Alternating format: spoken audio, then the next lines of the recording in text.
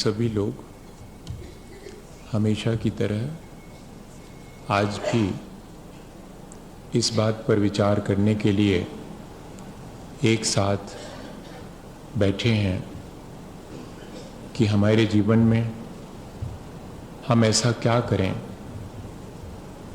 जिससे कि हमारा शेष जीवन और बेहतर हो सके। बहुत पहले मैंने एक घटना पढ़ी थी।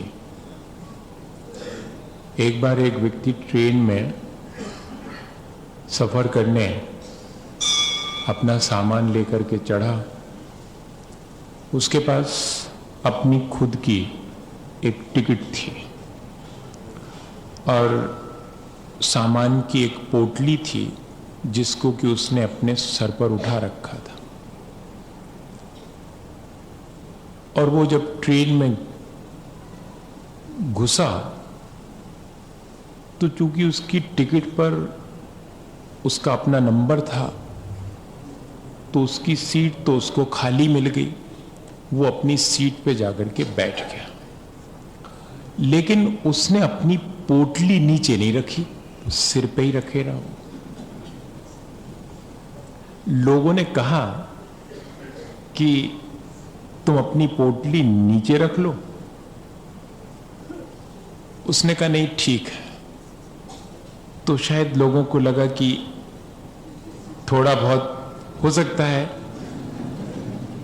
हो गया हो, रहने दो, कुछ मत कहो। लेकिन जब ट्रेन चलने लगी, बहुत देर हो गई, लोगों से नहीं रहा गया,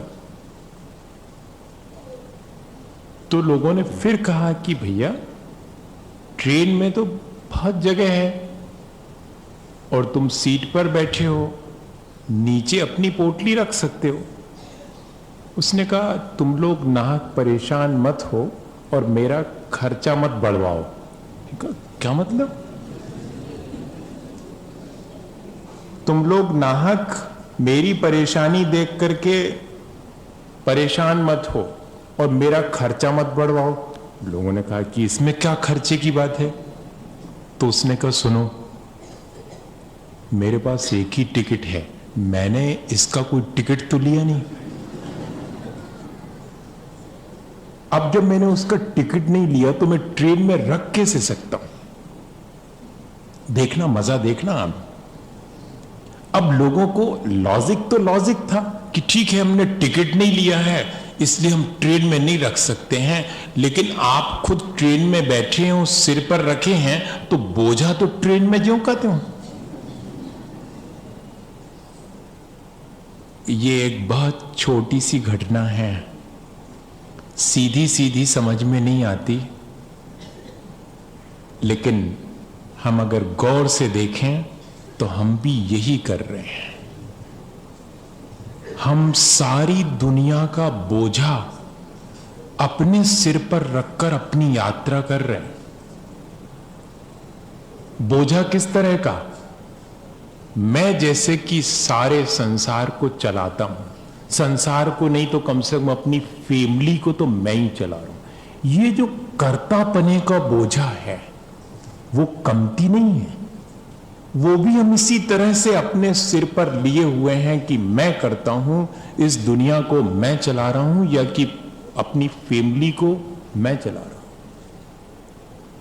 ये जो अहम का भाव है, ये जो कर्तापने का भाव है, क्या हमारे अपने जीवन को कहीं ऐसा तो नहीं कि ठीक ठीक न बनने दे रहा हूं? कहीं हमारे जीवन में मुश्किल तो नहीं पैदा कर रहा है? हमें ये देख लेना चाहिए। दो तरह के लोग इस संसार में जीते हैं। हम उनमें से कौन से प्रकार के हैं ये जरा सा हम देख लें। एक वे हैं जो ईगो सेंटर्ड होकर के जीते हैं, जो ये मान के जीते हैं कि संसार का केंद्र मैं हूं और सारा संसार मेरी परिधि पर है। हालांकि ऐसा स्पष्ट कहने में नहीं आता, लेकिन हमारी क्रियाओं से तो मालूम पड़ता है। जब हम दूसरे का उपयोग करते हैं तब तो ये बात बहुत स्पष्ट हो जाती है। हम चाहते हैं कि सारा संसार और सारी चीजें हमारे सुख के लिए हों। इसके मायने तो यही है कि हम सेंटर में हैं और सारा संसार परिधि पर है। वो हमारे लिए है, हमारी सुख सुविधाओं के लिए है सारा संसार। सारे संसार की चीजें और सारे संसार के लोग मेरे सुख जुटाने के लिए हैं। अगर ऐसा मेरा सोच है तो यही तो ईगो सेंटर्ड होना है। दूसरे तरह का सोच और है कि मैं इस संसार का एक अंग हूं। मेरी अपनी एग्जिस्टेंस कितनी है, जैसे कि समुद्र में बूंद की एग्जिस्टेंस है उसकी भी इंडिविजुअलिटी। ऐसा नहीं है कि बूंद की अपनी कोई एग्जिस्टेंस नहीं हो, लेकिन बूंद अपने आप को ऐसा अहंकार नहीं करती है कि मैं इंडिविजुअल और अलग हूं। अगर वो ऐसा अहंकार करे तो फिर वो आइसलैंड की तरह समुद्र में पड़ी रह सकती है, लेकिन समुद्र नहीं बन सकती। बूंद अपना अस्तित्व खोकर के समुद्र में ऐसी मिक्सअप हो जाती है कि एक एक बूंद में पूरा समुद्र है। ये दूसरे ढंग का सोच है। मैं इस संसार में हूं और सबके लिए हूं, और मैं इस संसार में हूं और सब मेरे लिए हैं। बस दोनों तरह के सोच हैं। इनमें से अधिकांश लोगों का सोच, हम सब का सोच यही रहता है कि सारी चीजें, जो व्यक्ति अपने जीवन में जितनी चीजों का उपयोग करता है, मानिएगा वो इसी तरह की भावना वाला है। हम देख लें गौर से, पहनना एक जोड़ी कपड़े हैं, लेकिन हमने अगर जोड़ के 200 जोड़ी रखे हैं तो इसके मायने क्या है? वही मायने हैं। किसी और को मैं वो कैसे दे सकता हूं? मेरे लिए है। ये 200 जोड़ी का मालिक मैं हूं, और मेरा बस चले तो मैं 2000 जोड़ी, और मेरा बस चले तो मैं तो सारी दुनिया के कपड़ों का मालिक हो जाऊं और दूसरे लोगों को ये कह करके दूं कि पहनो पहनो, मेरा दिया हुआ पहनो। देख लो, आप गौर से देखो, भीतर झांक करके। ऐसे तो समझ में नहीं आता। कहीं अंतरंग में हमारे इसी तरह का भाव बैठा हुआ रहता है, सारी चीजों पर मेरी मालिकियत हो। और इस तरह के भाव से हमें क्या लॉस हुआ है, ये और देख लेना चाहिए। हम चाहते तो संसार में एक बूंद की तरह या वृक्ष पर एक पत्ते की तरह अपना जीवन व्यतीत कर सकते थे, लेकिन हमने अपने जीवन को सबके केंद्र में रखकर, सबको अपनी परिधि में रखकर, सबका हिसाब किताब बनाने की फिक्र में अपने जीवन को किस तरह तकलीफ में डाला है, ये किसी से छिपा हुआ नहीं है, सब जानते हैं। हम देखें कि कैसे हम जब इको सेंटर्ड हो जाते हैं तो कैसे अपने लिए खुद तकलीफ पैदा कर देते हैं। क्या हुआ, एक व्यक्ति ऑफिस में, इतना प्यारा व्यक्ति, कोई ये नहीं कह सकता है कि ये व्यक्ति अहंकारी होगा, बड़ा विनयवान, जिससे बोले तो प्यार से बोले, और सबको इनवाइट करता हो, कभी आइएगा मेरे घर आइएगा। एक बार एक व्यक्ति के मन में आए कि चल के देखें इसके घर, कितने प्यारे लोग होंगे इसके घर में। जब ये इतनी बढ़िया बात करता है और इतने अच्छे से सबसे पेश आता है, तो इसकी फैमिली भी बहुत अच्छी।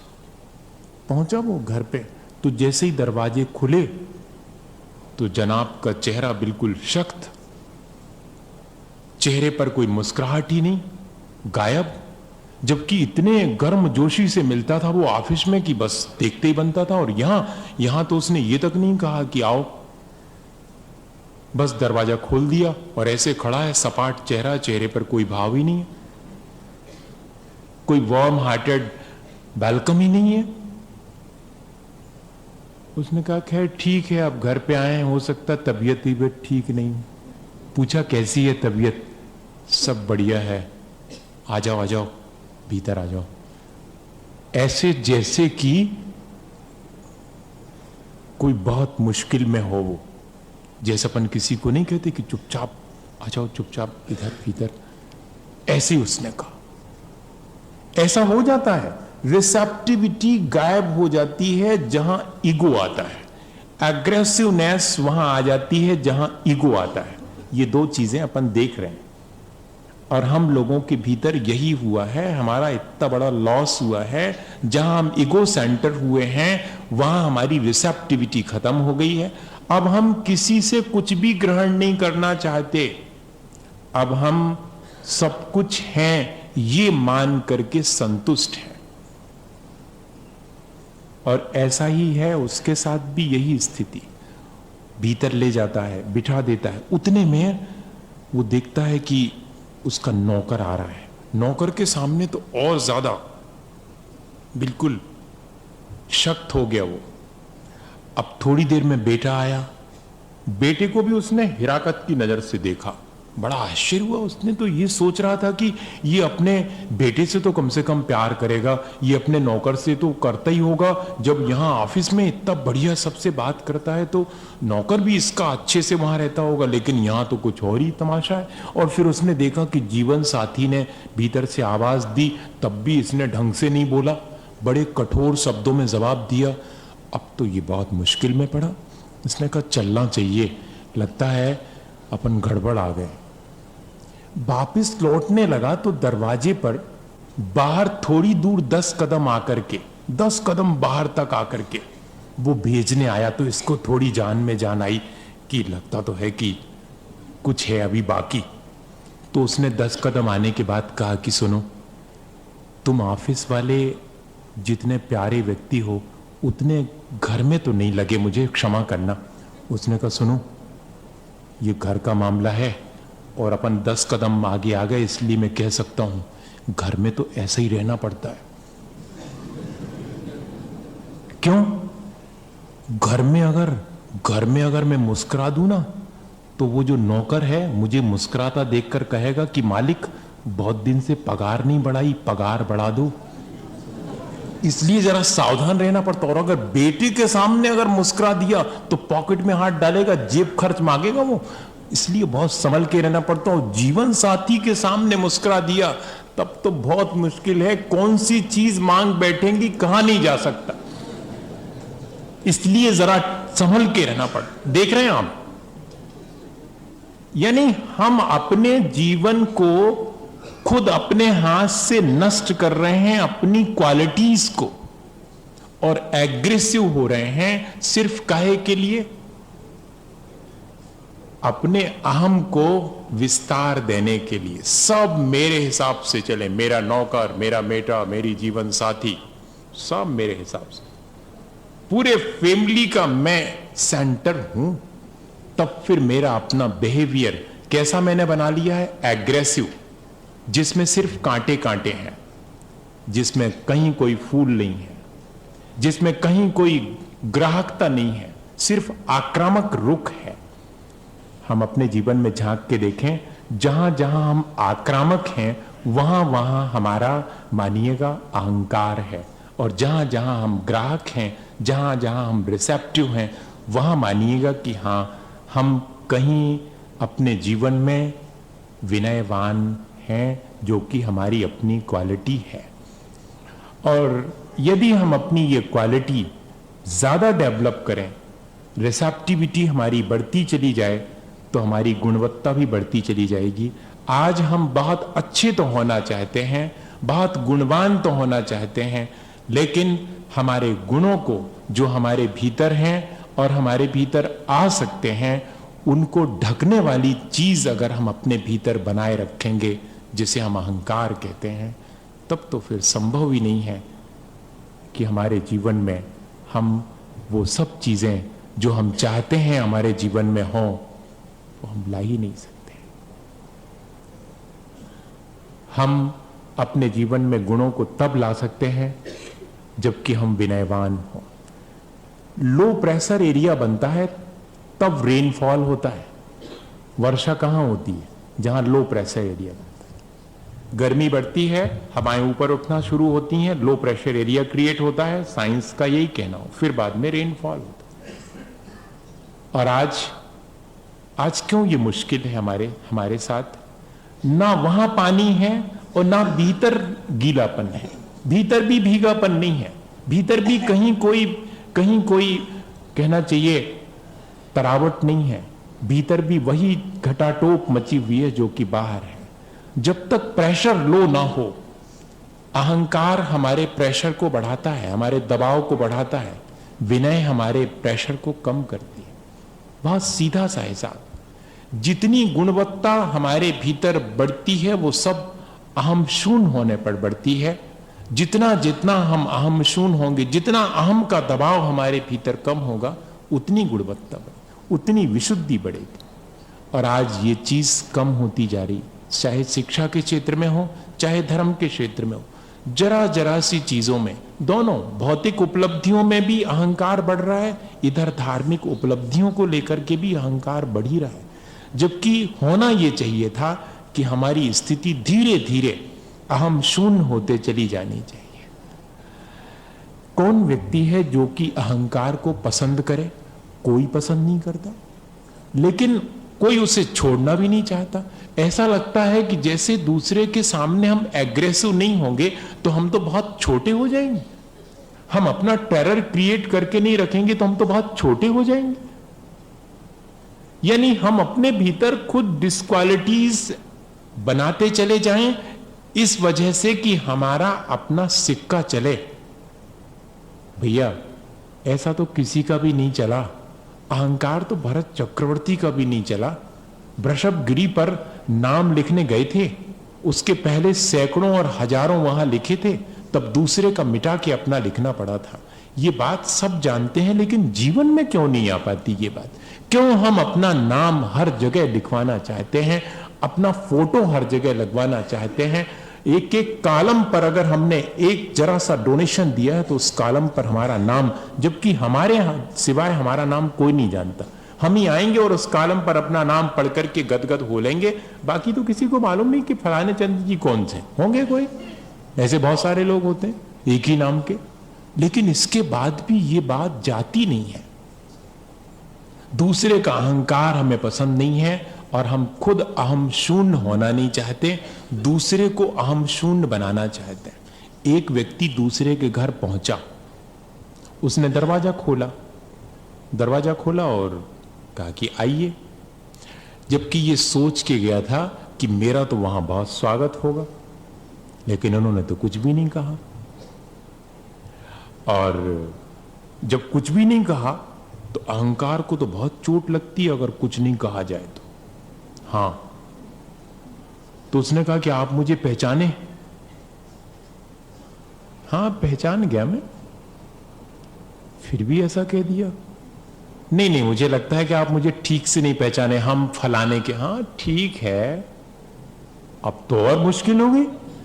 इतना हमने उनका तब नाम ले लिया और फिर भी आप कह रहे हैं ठीक है। और जब फिर ये कहा कि शायद आप उनको भी ठीक से नहीं जानते, जानता हूं, आप एक कुर्सी ले लीजिएगा और क्या। ऐसा कह दिया तब तो और बौखला गए वो। मैंने इतनी बातें कहने के बाद वो कह रहा है कि तो ठीक है एक कुर्सी ले लीजिएगा। तब इनको बहुत इंसल्ट फील हुई और उन्होंने कहा कि सुनो, आप मुझे ठीक से जानते नहीं हैं। थोड़े गुस्से में आके कहा कि मैं आपके घर आया हूं और आप मुझे ठीक से जानते नहीं हैं।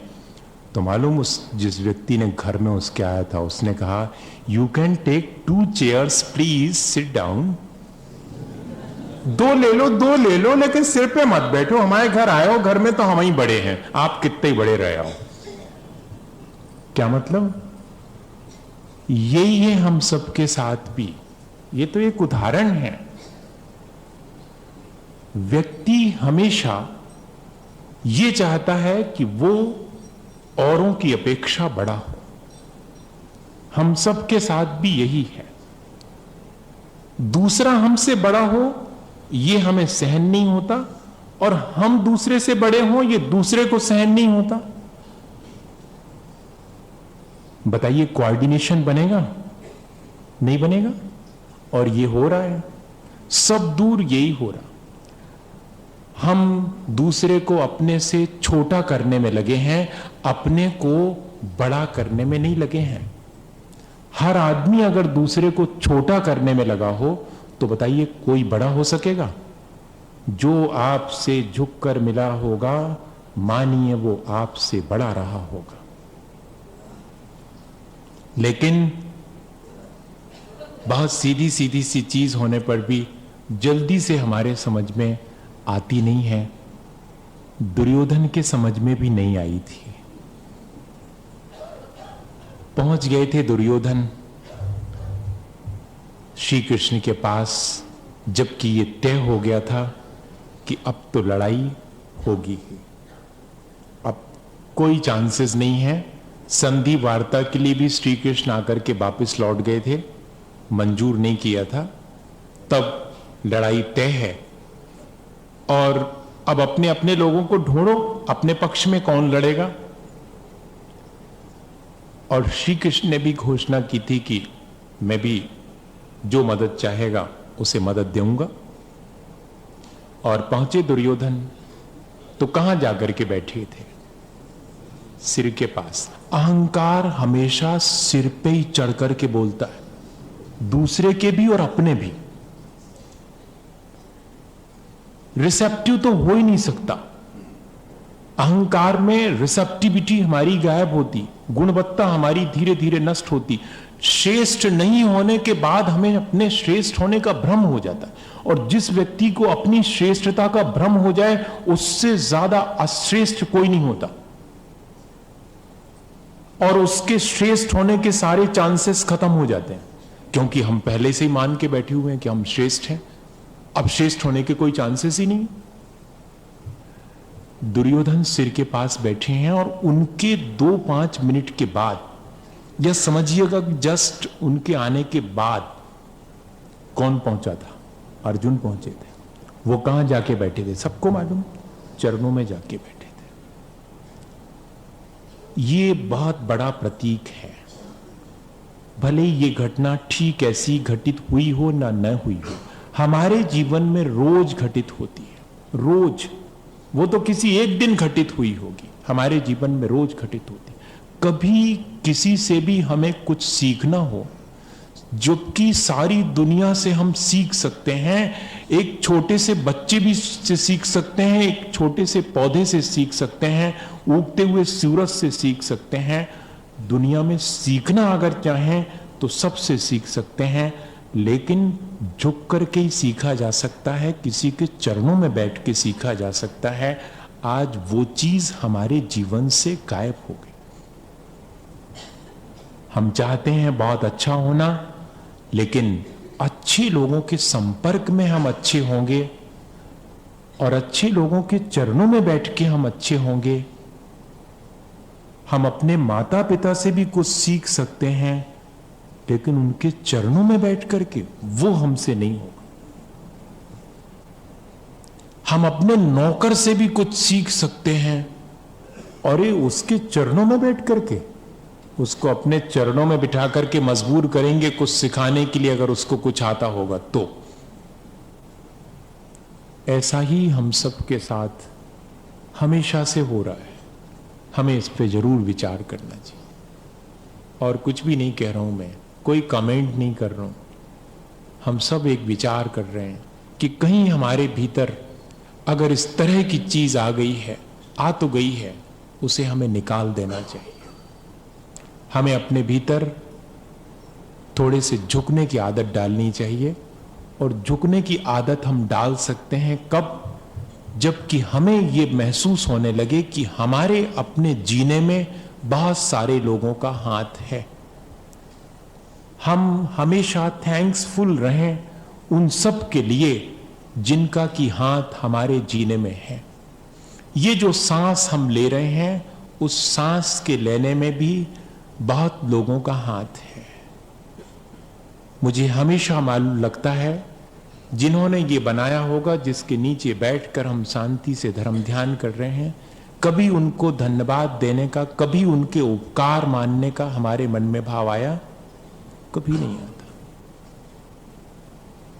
हमें सुबह से शाम तक कितने लोग जीने में मदद करते हैं, कितना उनका उपकार है, कभी इसका ध्यान ही नहीं आता। हमने किस पर कितने उपकार किए। पतंग उड़ाने के लिए छोटी सी मुड़ेर पर दौड़ता था और कुछ नहीं होता था मुझे, मेरी छाती में बिल्कुल धक धक नहीं होती थी धक धक वहां नीचे बैठी हुई मां जो दाना बीनती रहती थी, चावल। ए भैया नीचे उतर आओ, मानते नहीं हो तो हमारी, कहीं गिर जाओगे। कभी याद आता है? कभी याद नहीं आता। अब तो हमारे पास हमारे अपने जो हमने जोड़ के रखे हैं और जिनके बीच में मैं अपने अहम से केंद्र बन के बैठा हूं, वही सब दिखाई देता है। मेरे माता पिता भी मेरे अहंकार के केंद्र की परिधि में हैं। देख लो, गौर से देख लो, सब सारा संसार, जब से मैं बड़ा हुआ हूं तब से मैंने यही सोचना शुरू किया है, सब मेरे अनुसार चलो। अब आपके दिन लद गए, वहां बैठ जाओ कोने में, जो खाने दे दूं खा लो, पहनने दे दूं पहन लो। साहब हो गया, बेटा साहब हो गया। बेटा अब बेटा नहीं रहा। बहुत मुश्किल है। क्या इस तरह हम अपने जीवन को अच्छा बना पाएंगे? लगता है आपको? मुझे तो कई बार बहुत निराशा होने लगती कि मैं क्या कहूं, किस तरह अपन बैठ करके इन बातों पर विचार करें। क्या होगा इस तरह विचार करने से? क्योंकि जीवन में तो वो सारी चीजें इतनी अधिक आ चुकी हैं जिनसे कि हमने खुद अपने जीवन को पतित कर लिया है। अब ऐसी स्थिति में हम कैसे अपने जीवन का उत्थान करेंगे, कैसे अपने जीवन को ऊंचा उठाएंगे? अगर यही हमारी स्थिति रही तो धीरे धीरे ये तो हमारे गिरने के लक्षण है। लेकिन क्या करें, फिर भी एक आशा की किरण भीतर कभी कभी डोल जाती है कि शायद हो सकता है कि हम अपने को इंप्रूव कर सकें, अपना उत्थान कर सकें, इस अहंकार से बच सकें, थैंक्सफुल हो सकें, दूसरे के उपकार के प्रति कृतज्ञ हो सकें, हमारे भीतर थोड़ी सी विनय जो कि हमारी अपनी क्वालिटी है वो आ सके। बच्चन ने लिखा कि मैंने तो बड़े की परिभाषा वो ही बना ली है कि जिसके पास पहुंच करके मैं कभी अपने को छोटा महसूस नहीं करता। आज तो जिसके पास पहुंचो ऐसा लगने लगता है कि जैसे मेरा कद छोटा हो गया। जिससे मिलो उसके सामने पहुंच करके ऐसा लगता है जैसे मेरा कद छोटा हो गया। तब फिर लगता है कि कोई बड़ा नहीं है, बड़े तो सिर्फ भगवान हैं जिनके पास पहुंच करके कद बड़ा हो जाता है।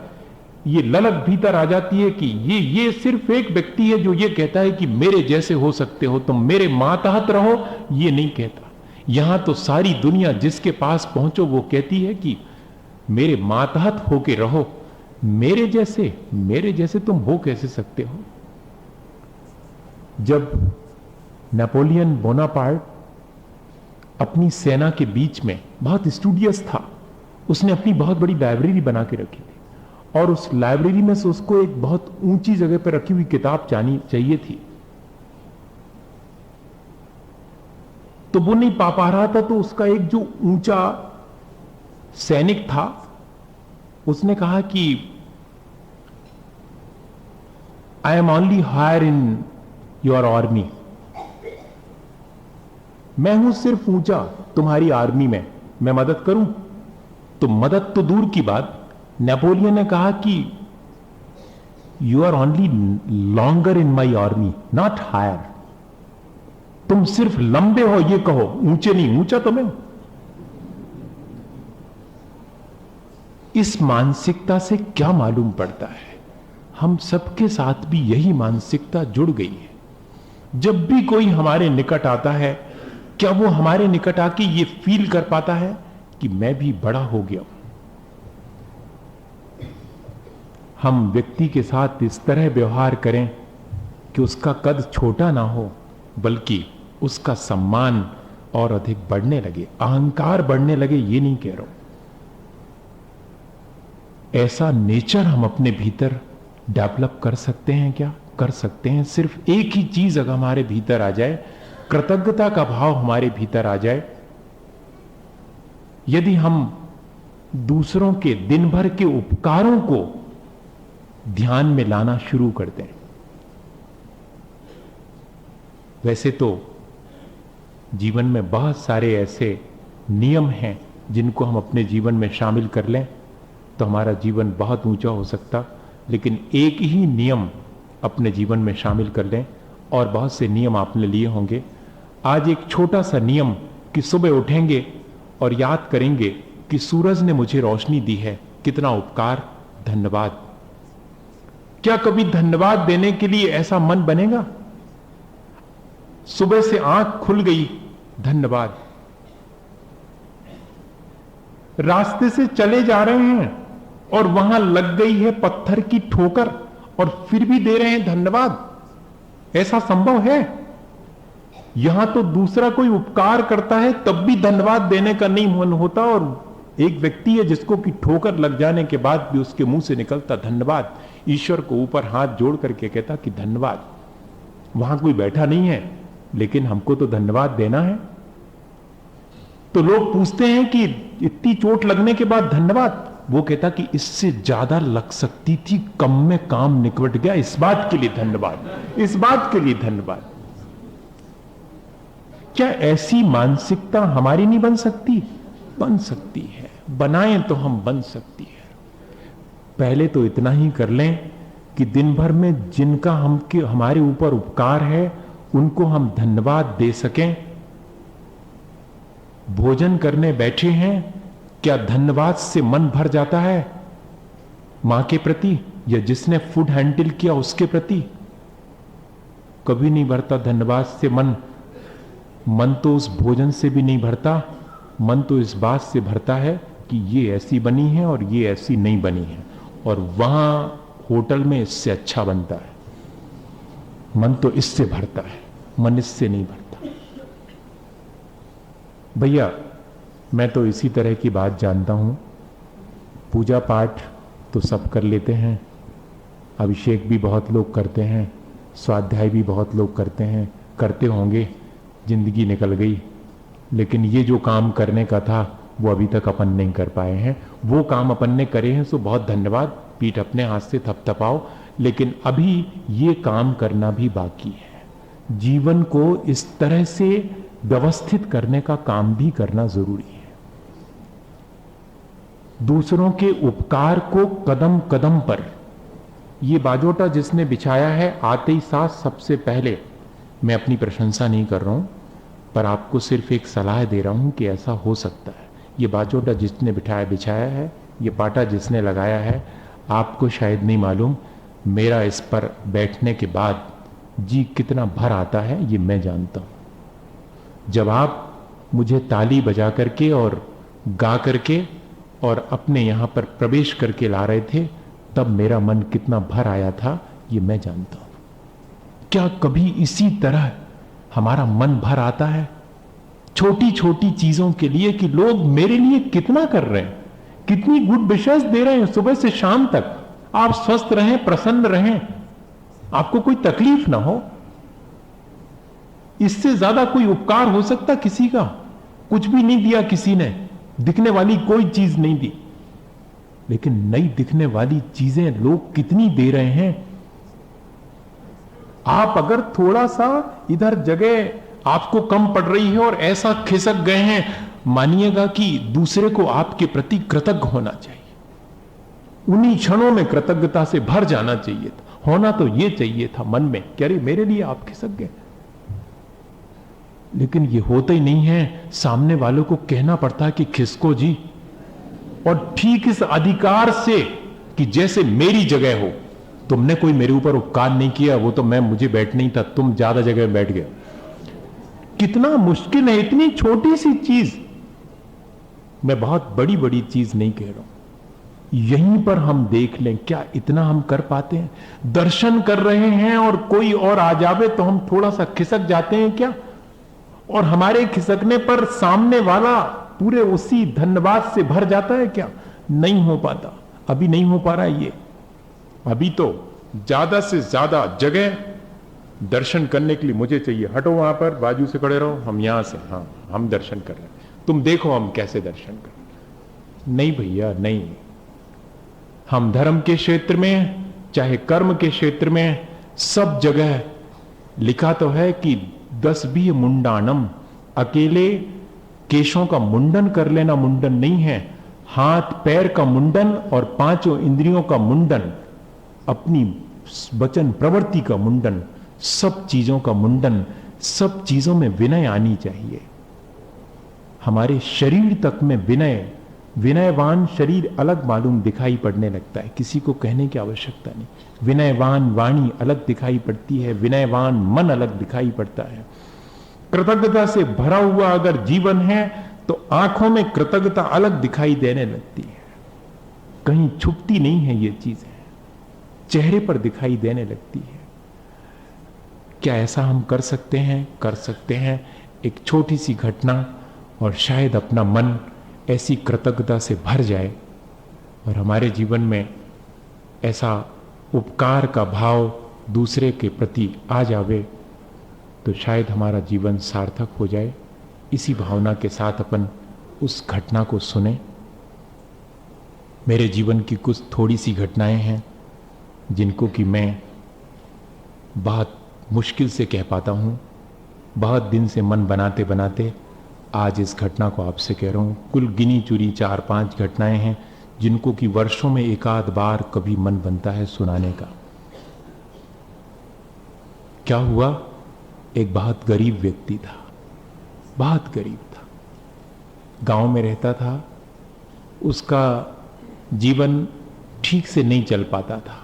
उसने सोचा कि शहर में जाकर के नौकरी करे ताकि 2 पैसे कमाए और घर ठीक से चल सके। अपने लिए तो खाने के लिए सब जुटा लेते हैं, लेकिन परिवार के लिए तो थोड़ा जुटाना पड़ेगा, मेरी जिम्मेदारी है। और आता है वो शहर में, उसने शहर पहली बार देखा है, उसने शहर के लोग पहली बार देखे। एक सेठ की दुकान के सामने खड़ा होकर के सेठ से कहता है कि सेठ जी कोई काम मिलेगा क्या? भीख नहीं मांगी उसने, भीख मांग सकता था। सेठ जी तो उसको यही सोच करके बहुत हिराकत से देख रहे थे कि शायद भीख मांगेगा, लेकिन उसने काम मांगा। और सेठ जी से अगर कोई काम मांगे तो मालूम सेठ जी का मन क्या होता है? इससे झाड़ू लगवाऊं, झाड़ू। हां, होता तो है, भले कोई कहे नहीं। हो सकता है कोई ऐसा सेठ हो जो दूसरे को भी सेठ बना दे, लेकिन अधिकांश सेठ तो यही चाहते हैं कि सब मेरी दुकान पर झाड़ू लगाएं, मैं बहुत बड़ा सेठ हूं। और मालूम उस सेठ ने जैसे ही पूछा कि सेठ जी कोई काम हो, क्या करेगा, झाड़ू लगाएगा क्या, ऐसे ही पूछ लिया, तो उसने कहा कि हुजूर यदि वो काम भी मिलेगा तो वो भी कर लूंगा, झाड़ू लगाने का काम भी कर लूंगा। आपकी कृपा, कृपा मान रहा है वो, उसकी भाषा बिल्कुल अलग ही है। और सेठ जी की भाषा, ईगो सेंटर्ड होने की भाषा कौन सी है?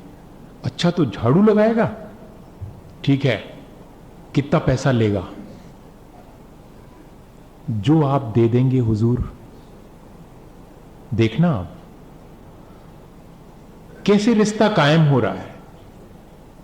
एक रिश्ता ऐसे काम कर रहा है कि जो आप दे देंगे, और दूसरा कह रहा है क्या लोगे, मैं तुम्हें सब दे सकता हूं।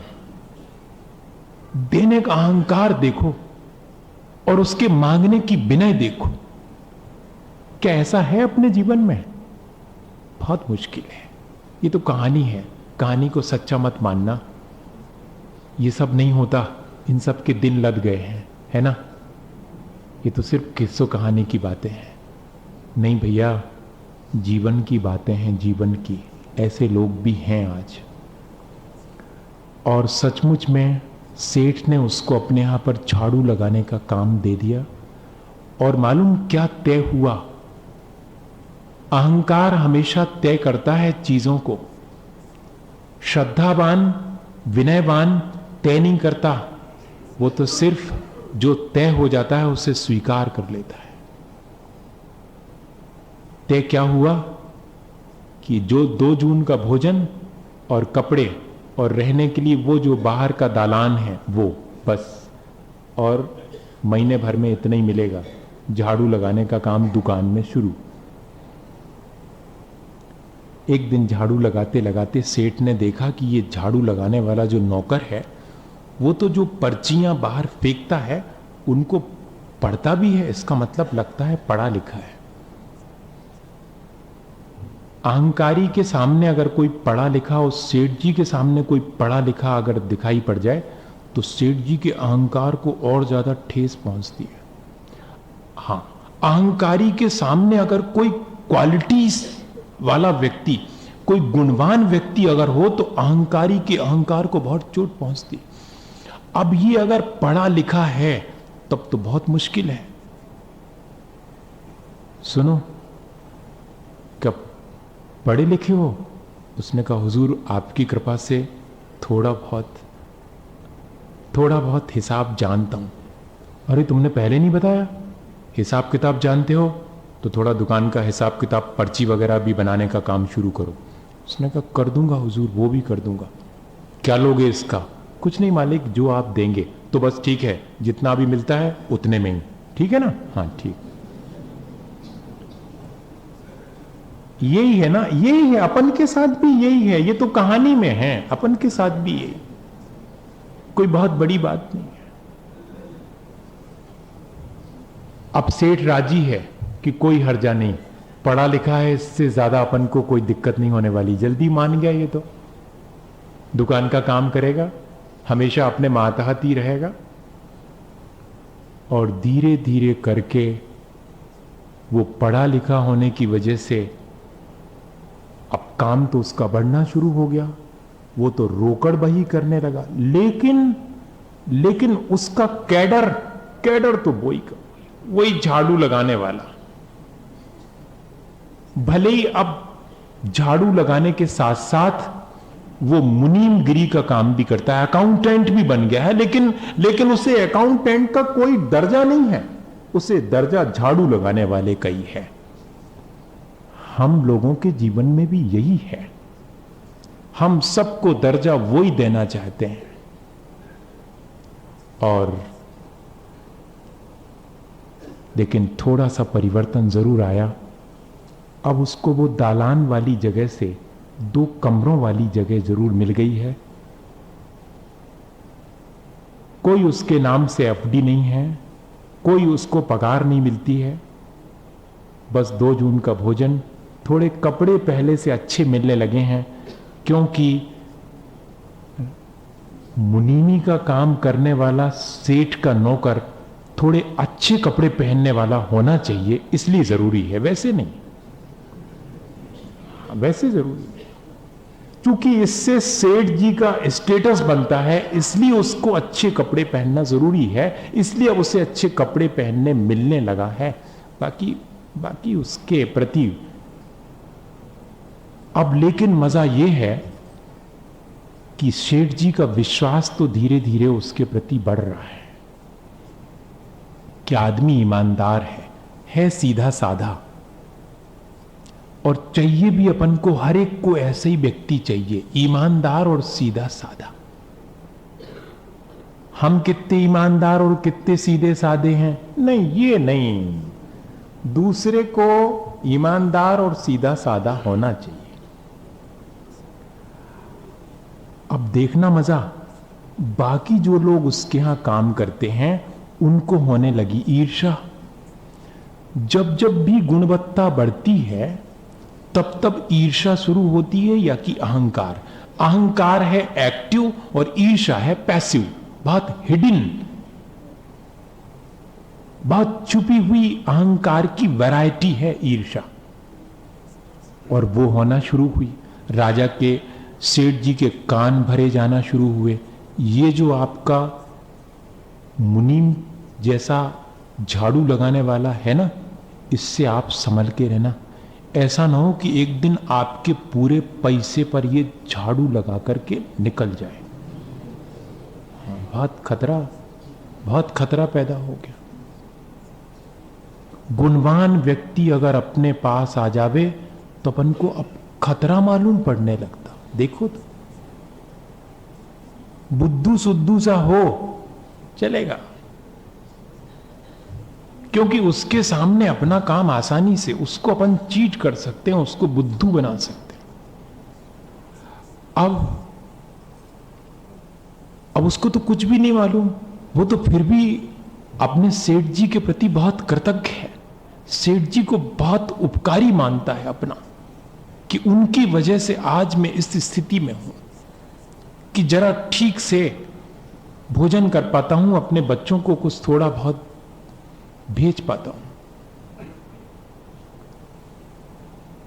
और एक दिन जब सेठ जी का विश्वास, सैकड़ों बार कोई किसी के बारे में झूठी बात कहे तो एक आध बार तो विश्वास होने ही लगता है। 100 बार अगर किसी बात को, झूठी बात को कहा जाए तो एक बार वो सच्ची मालूम पड़ने लगती। और सेठ जी को लगा कि हो ना हो, ये हमारे पैसे को कहीं ना कहीं से इतना राजी क्यों है, इतने कम पर इतना राजी क्यों? अगर कोई दहेज नहीं मांगे अगर लड़का, तो लड़की वाले को लगने लगता कि इतनी जल्दी राजी क्यों है, कोई ना कोई खोट जरूर है। बड़ा मुश्किल है, बड़ा मुश्किल है। कोई अगर विनयवान हो तो चालाकी मालूम पड़ती है, कोई अगर प्यार से बोले तो स्वार्थी मालूम पड़ता है। ये बड़ा मुश्किल हो गया। कैसी मानसिकता, कैसे हमें अपना जीवन जीना पड़ रहा है।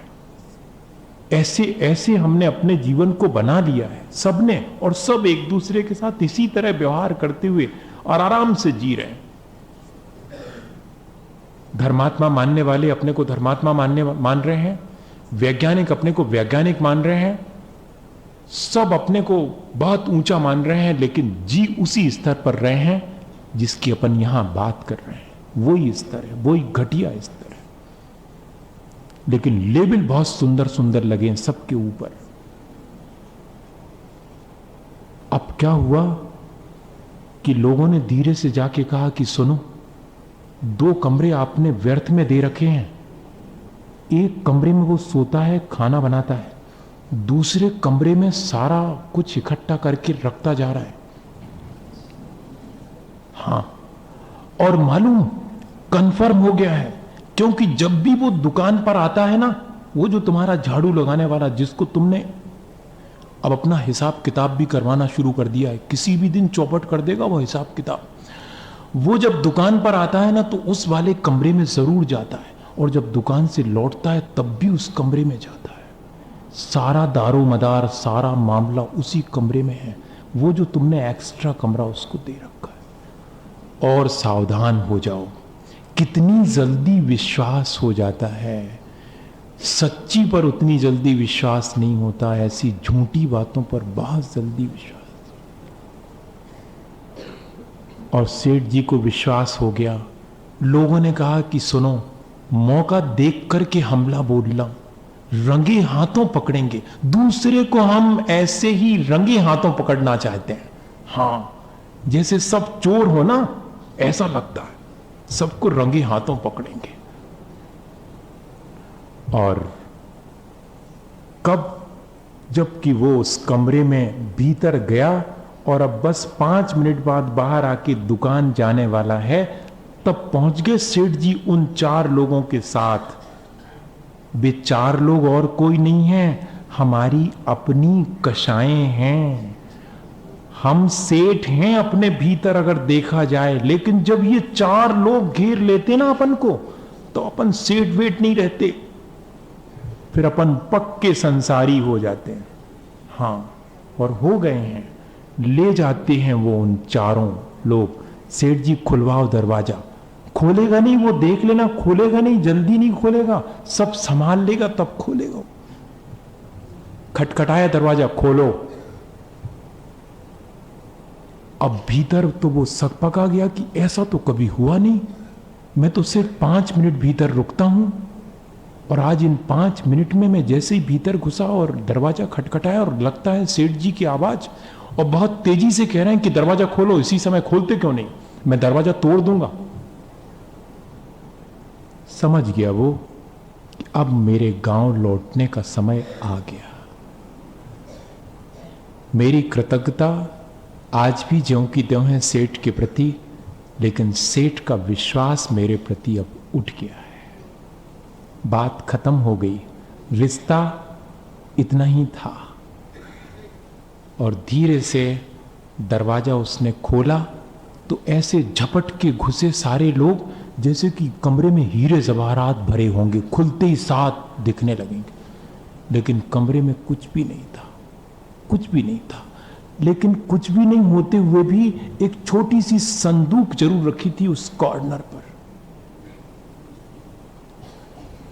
धीरे से इशारा किया सेठ जी को, देखो देखो वो रखी हुई है, घबराओ मत, हमने आपको इंफॉर्मेशन सही दी थी, वो रखी हुई है, सब उसी में है, कीमती कीमती चीजें, सब कीमती सामान उसी में। सेठ जी ने कहा कि सुनो, उस संदूक में क्या है?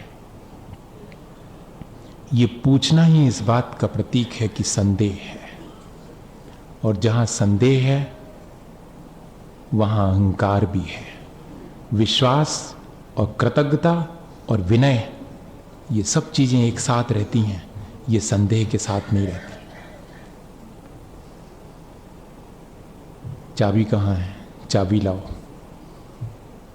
उसने कहा, मालिक आज चाबी की क्या जरूरत पड़ गई? तुम चाबी देते हो कि नहीं देते? भाषा ज्यों की त्यों है। अहंकारी की भाषा अलग है, विनयवान की भाषा अलग है। वो मालिक कह रहा है और ये दुत्कारता जा रहा है। वो हाथ जोड़ता है कि मालिक चाबी भर मत मंगाओ, और कम से कम उस संदूक की, तब तो संदेह और बढ़ जाता है। चाबी देते हो कि नहीं? मालिक चाबी ही क्या, मेरा पूरा जीवन आपको देता हूं, लेकिन संदूक मत खोलो। संदूक अगर आप खोल लेंगे तो फिर मैं आपके यहां से विदा ले लूंगा। आपका मेरे ऊपर बहुत उपकार है। लेकिन यह बात तो और ज्यादा संदेह बढ़ाने वाली थी। ये बात सामने वाले की विनय प्रकट करने वाली नहीं लग रही थी, सामने वाले पर विश्वास करने वाली बात नहीं लग रही थी। और सेठ ने जब संदूक खोला तो सोचा तो ये था कि निकलेंगे हीरे जवाहरात, लेकिन निकला क्या था? एक फटा पुराना अंगरखा, एक फटी पुरानी धोती और एक फटी सी पगड़ी। 3 चीजें इसमें थी। और वो गरीब हाथ जोड़े, जो अपने मालिक का दिया हुआ खाता है, जो अपने मालिक का दिया हुआ पहनता है, वो खड़ा हुआ है हाथ जोड़े, और तीनों चीजें सेठ के हाथ में हैं। ये क्या है? मालिक, ये मेरी बहुत बड़ी संपत्ति है। जब जब भी आपकी दुकान पर जाता हूं और दुकान से वापस लौट के आता हूं, तब तब एक बार इन तीनों चीजों को टटोल के जरूर देखता हूं, क्योंकि ये तीनों चीजों पहन करके मैं आपके यहां आया था, और वहां से आपकी कृपा से इतने ऊपर पहुंच गया हूं कहीं मुझे इस बात का अहंकार ना आ जाए, इसलिए मैं इन तीनों चीजों को संभाल के रखे हूं। मेरी अपनी औकात तो इतनी ही है, बाकी सब आपका दिया हुआ है, मेरा अपना कुछ भी नहीं है। काश ऐसा ही अपने जीवन में, अपने मन में आता कि जो कुछ भी यहां हमने पाया है वो लोगों की कृपा से पाया है, उनके उपकार से पाया है। हम तो क्या लेके आए थे, दोनों मुट्ठियां बांधे थे, बोलते तक नहीं बनता था, अपना काम अपने हाथ से करते नहीं बनता था, और आज किस बात का अहंकार कर रहे हैं। क्या चीज थी हमारे पास? तीन ही चीजें हैं हमारे पास जिनका अहंकार करना चाहें तो कर सकते हैं। सच्चे देवगुरु शास्त्र की शरण लेके आए थे, उस फैमिली में पैदा हुए थे जिसमें कि सच्चे देवगुरु शास्त्र की शरण मिली थी, और भूल गए हम उस फैमिली का उपकार, भूल गए जिसमें कि हमें ये संस्कार मिले थे। तीन ही चीजें मिली थी, सच्चे देवगुरु शास्त्र, और उनने हमेशा हमें अहंकारी होना नहीं सिखाया, विनयवान होना सिखाया। काश वे तीन चीजें हमेशा हमें याद में बनी रहती कि विरासत में ये मिली हैं। क्या हमने अपनी इस विरासत को आज भी बचा करके रखा है? अगर ये तीन चीजें, इनके प्रति विनय, इनके प्रति श्रद्धा, इनके प्रति कृतज्ञता हमारी बनी रही तो हमारा जीवन जरूर से ऊंचा उठेगा। कोई वजह नहीं है कि ऊंचा ना उठे। इसी भावना के साथ कि हम सब अपने जीवन में इस विनय को, इस श्रद्धा को, इस कृतज्ञता को और इस उपकार की भावना को हमेशा बनाए रखें ताकि अपना जीवन ऊंचा उठ सके। आज एक साथ बैठ करके फिर इसी भावना से नमोकार करते हैं कि हमारा जीवन अच्छा बने।